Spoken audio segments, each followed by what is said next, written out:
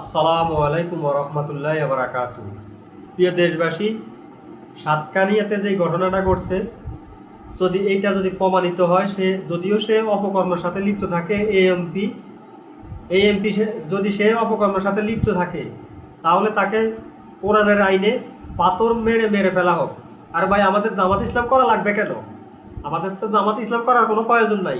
আপনারা কোরআনের আইন প্রতিষ্ঠিত করে দেন, কোরআনের আইন বাস্তবায়ন করেন, সমালোচনা তো আপনারা করেন, সমালোচনা করতে থাকেন, কিন্তু আসলে সমাধানের রাস্তা আপনারা কেউ দেখেন না। খালি মুনাফিকে, অমুকে মুনাফিক, অমুকে এইটা, অমুকে সেইটা, এগুলি আপনারা বলেন, কিন্তু আপনারা কোরআনের আইন বাস্তবায়ন করেন।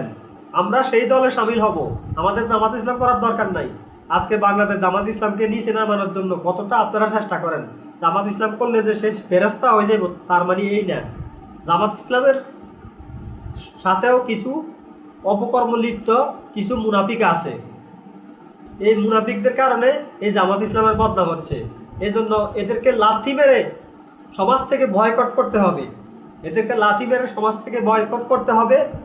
বাংলাদেশ জামাত ইসলামের দুর্নাম যারা ছড়াচ্ছে, যারা অপকর্ম লিপ্ত করছে, তাদেরকে লাথি মেরে বের করে দেওয়া হোক। তখন আর এই অপকর্ম আর হবে না। সে বিএনপি করক, সে আমলিক করক, সে জামাত করক, সে যেই করক, তার বিচার, তাকে ওই বিচার, ন্যায্য বিচার করতে হবে। কোরআনের আইনে হত্যার বদল হত্যা, দর্শনের বদল তাকে পাথর মেরে মেরে ফেলা হোক। জেনার শাস্তি পাথর মেরে মেরে ফেলা। কিন্তু আপনারা কি করেন? আপনারা পুলিশ দিয়ে ধরাইয়া দেন, আবার 2-4 মাস পরে তখন ছাড়া পেয়ে সে আরও কঠোর হয়ে যায়, সে আরও অপকর্ম লিপ্ত থাকে। তো এই কাজগুলি না করে আপনারা সঠিক সিদ্ধান্ত নিন, তাকে পাথর মেরে মেরে ফেলা হোক। হত্যার বদল হত্যা। কেউ যদি কারো চোখ উড়িয়ে ফেলায়, বিনিময়ে তার চোখ উড়িয়ে ফেলা হবে। এই আইনটা করেন।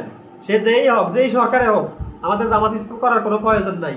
একটা কথা মনে রাখবেন, বাংলাদেশ জামাত ইসলাম করি ঠিক আছে, কিন্তু সে যেই হোক অপকর্ম কাজ করবে, সাদাকে সাদা বলবো, কালোকে কালো বলবো, কিন্তু ন্যায্য বিচার করতে হবে।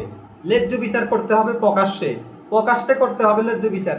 একজন অপরাধীকে দেখে আরেকজন অপরাধী শিক্ষা দিবে, এটাই স্বাভাবিক। এই কথাটা মনে রাখবেন ভাই। আমরা দল কানা নয়, দল অন্ধ নয়।